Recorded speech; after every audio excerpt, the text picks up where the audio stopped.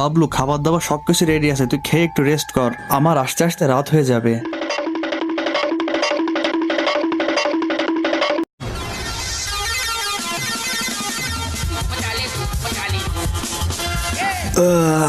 আর কত ঘুমাবো, এখন তো রাতও হয়ে গেছে, ভাইয়া তো এখনো আসলো না। যাই একটু বাইরে থেকে ঘুরে আসি, দেখি টমি আর গোলু কি করছে ওরা একা একা। আরে টমি, গোলু, তোরা এত রাত্রে এখানে কি করছিস? তোরা ঘুমাসনি কেন? আরে বাবলু ভাই, তুমি উঠে গেলে কেন? তুমি রেস্ট করো, যাও। আর কত রেস্ট করবো, আমার আর ভাল লাগছে না, এখন ইচ্ছা করছে একটু ঘুরতে যাই কোথাও। তোরা কি সারাদিন এভাবেই দাঁড়িয়ে থাকবি নাকি? যা ঘরে যা, রেস্ট কর। আর একটু পরে ফ্রাঙ্কলিন ভাই চলে আসবে, তারপর আমি আর গোলু রুমে চলে যাব।